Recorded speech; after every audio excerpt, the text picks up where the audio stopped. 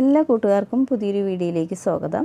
അപ്പോൾ ഇന്ന് ഞാൻ ഹോം മെയ്ഡ് ആയിട്ടുള്ള ക്രീം ചീസിൻ്റെ റെസിപ്പിയാണ് ചെയ്യുന്നത്. വീഡിയോ കണ്ടിട്ട് ഇഷ്ടപ്പെടുവാണെങ്കിൽ മറക്കാതെ എല്ലാവരും ഒന്ന് ലൈക്ക് ചെയ്ത് സപ്പോർട്ട് ചെയ്യണേ. അപ്പോൾ നമുക്കിത് എങ്ങനെയാണ് തയ്യാറാക്കുന്നതെന്ന് നോക്കാം. അപ്പോൾ ഇതിനായിട്ട് ആദ്യം നമുക്കൊരു പാത്രത്തിലേക്ക് 1/2 ലിറ്റർ പാലൊഴിച്ച് കൊടുക്കാം. അപ്പോൾ നമുക്ക് എന്തോരം ക്രീം ചീസ് വേണോ അതിനനുസരിച്ച് വേണം പാലെടുക്കാൻ. ഇനി നമുക്കിത് അടുപ്പത്ത് വെച്ചിട്ട് നന്നായിട്ടൊന്ന് തിളപ്പിച്ചെടുക്കാം. ഇപ്പോൾ നമ്മുടെ പാല് തിളയ്ക്കാൻ തുടങ്ങിയിട്ടുണ്ട്. ഈ സമയത്ത് നമുക്ക് സ്പൂൺ വെച്ചിട്ട് ഇതുപോലെ നന്നായിട്ടൊന്ന് ഇളക്കി കൊടുക്കാം. അതിനുശേഷം ഇതിലേക്കൊരു 1.5 ടേബിൾ സ്പൂൺ വിനാഗിരിയോ അല്ലെങ്കിൽ 1.5 ടേബിൾ സ്പൂൺ നാരങ്ങയുടെ നീരോ ചേർത്ത് കൊടുക്കാം. അപ്പോൾ നാരങ്ങ നീരോ വിനാഗിരിയോ ചേർക്കുന്ന സമയത്ത് ഇതുപോലെ പാല് നന്നായിട്ട് പിരിഞ്ഞ് വരും.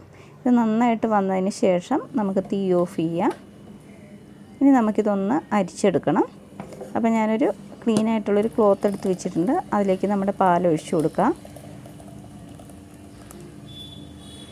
ഇനി നമുക്ക് കുറച്ച് നോർമൽ വാട്ടർ എടുത്തിട്ട് അതിലിതൊരു 4-5 പ്രാവശ്യം ഇതുപോലെ കഴുകിയെടുക്കാം.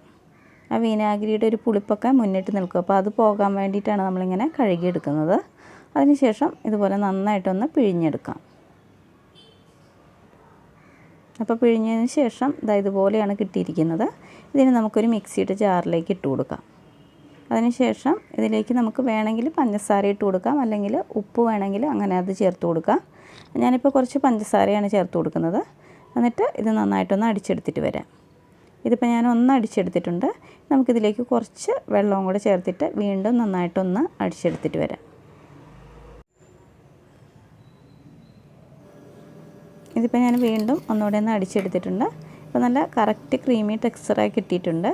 ഇതിനി നമുക്കൊരു പാത്രത്തിലേക്ക് ഇട്ട് കൊടുക്കാം. അപ്പോൾ നമ്മുടെ ഹോം മെയ്ഡ് ക്രീം ചീസ് ഇവിടെ റെഡിയായി വന്നിട്ടുണ്ട്. ഇതിന് ഞാനൊരു ബ്രെഡ് പീസിലൊന്ന് തേച്ച് കാണിക്കാം. നമ്മൾ സാധാരണ ജാമൊക്കെ തേക്കില്ലേ, അതുപോലെ തന്നെ ക്രീം ചീസും തേച്ച് കഴിക്കാവുന്നതാണ്.